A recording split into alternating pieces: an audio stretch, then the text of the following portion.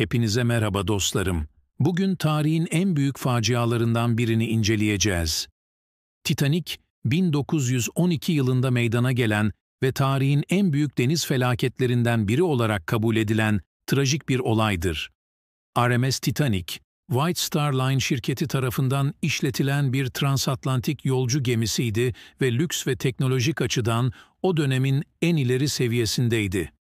Titanic, tarihin en ünlü gemi felaketlerinden biri olmasının yanı sıra birçok ilginç detaya da sahiptir. İşte Titanic hakkında bazı dikkat çekici bilgiler. Titanic, Belfast, Kuzey İrlanda'daki Harland and Wolff tersanesinde inşa edildi. Gemi 1909 yılında inşa edilmeye başlandı ve 1912'nin başlarında tamamlandı. Titanic, o dönemde dünyanın en büyük yolcu gemisiydi ve inşası yaklaşık 3 yıl sürdü. Gemi 269 metre uzunluğunda ve 28 metre genişliğindeydi. 20.000 beygir gücünde motorları ve 3 adet dev pervanesi ile saatte maksimum 24 deniz mili, yani yaklaşık 44 kilometre bölü saat hıza ulaşabiliyordu. Gemi 2435 yolcu ve 892 mürettebat olmak üzere toplamda yaklaşık 3327 kişiyi taşıyabilme kapasitesine sahipti. Titanic, batmaz olarak lanse edilmesine rağmen aslında bu unvan resmi olarak hiçbir zaman kullanılmamıştır. Gemi, su geçirmez bölme duvarları ile donatılmıştı. Ancak buzdağına çarpması sonucu aldığı hasar bu önlemleri yetersiz kıldı. Titanic, 10 Nisan 1912'de İngiltere'nin Southampton limanından New York'a doğru ilk seyahatine çıktı. Southampton'dan Cherbourg ve Queenstown üzerinden Atlantik'i geçerek New York'a gitmeyi planlıyordu.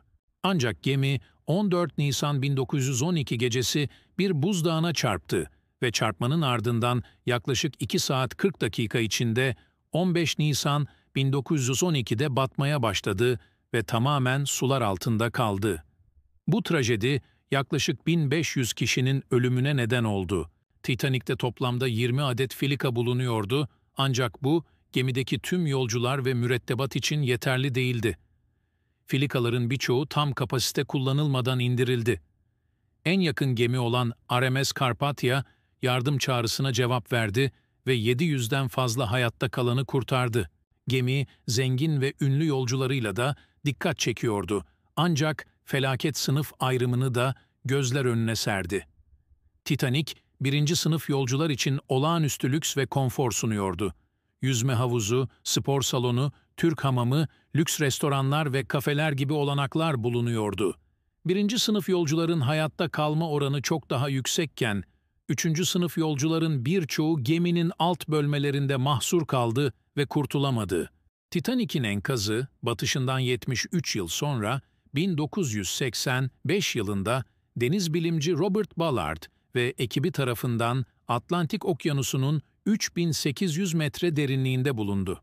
Enkazın keşfi, dünya çapında büyük ilgi uyandırdı ve birçok keşif gezisine ilham verdi.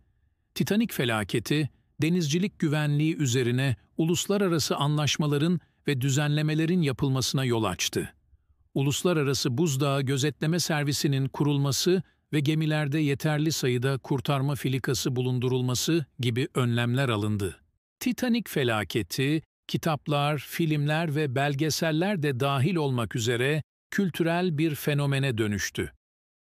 En bilinen adaptasyonlardan biri, James Cameron'un yönettiği ve 1997 yılında gösterime giren Titanic isimli filmidir.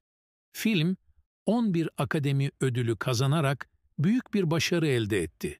Titanic hakkında öğrenilecek daha pek çok ilginç bilgi bulunmaktadır ve gemi, yüzyıldan fazla bir süredir hala insanların ilgisini çekmeyi başarmaktadır. Ocean Gate Expeditions, Titanic enkazına dalışlar düzenleyen bir şirkettir ve bu dalışlar için özel olarak tasarlanmış Titan denizaltısını kullanmaktadır. Şirket, Titanic enkazını ziyaret etmek isteyen kişilere yönelik ticari dalışlar düzenlemekte ve bu dalışlar, enkazın durumunu inceleme ve deniz altındaki yaşam hakkında bilgi toplama fırsatı sunmaktadır. Ancak şirkete ait Titan adlı derin deniz aracı, dalışın ardından bir süre sonra kayboldu ve iletişim kesildi. Araştırmalar genel olarak denizaltının patlamasına yol açan ana faktörlerin yapısal zayıflıklar ve derin deniz basıncının yol açtığı stresler olduğunu ortaya koydu. Bu feci olayda denizaltıdaki 5 kişi hayatını kaybetti ve enkazdan insan kalıntıları çıkarıldı. Kazanın Titanic enkazının uç tarafından yaklaşık 478 metre uzaklıkta feci bir patlama sonucu meydana geldiği belirtildi. Bugün Titanic hakkındaki bilgilerden bahsettik. Videoların devamı için takipte kalmayı unutmayın.